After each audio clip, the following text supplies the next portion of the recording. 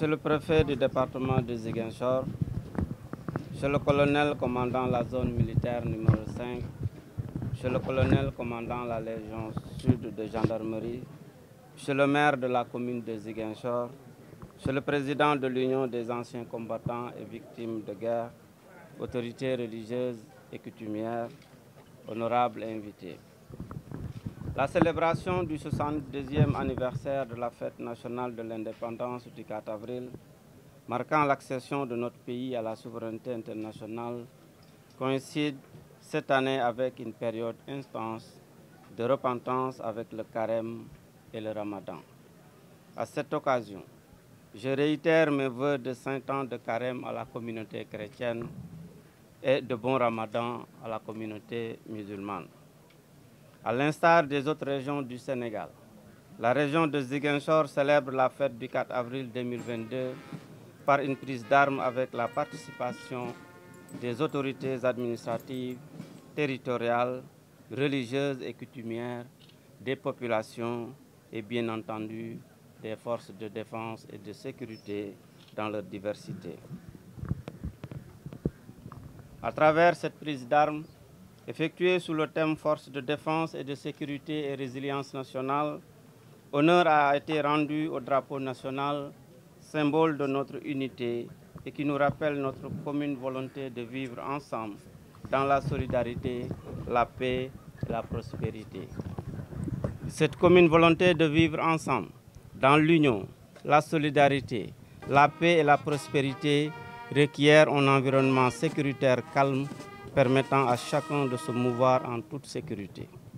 À ce sujet, je salue l'engagement et les efforts des forces de défense et de sécurité dans la sécurisation des personnes et des biens et dont les actions de tous les jours visent à instaurer un climat de paix et de sérénité pouvant permettre aux populations de disposer d'un environnement favorable à la vie familiale, à la conduite d'activités socio-économiques, en somme, à une existence conforme à leurs aspirations.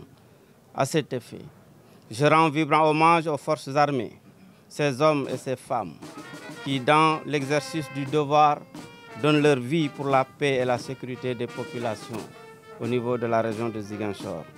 Leur sacrifice doit nous inspirer tous. À l'endroit des militaires blessés, malades ou alités, je renouvelle ma solidarité.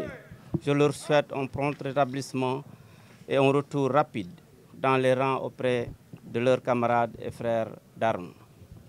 Mesdames et messieurs, honorables invités, je voudrais rendre un vibrant hommage aux anciens combattants pour leur engagement historique et leur légendaire esprit de sacrifice, des vertus bien illustrées encore aujourd'hui par ces hommes dont le courage et l'engagement ont marqué l'histoire.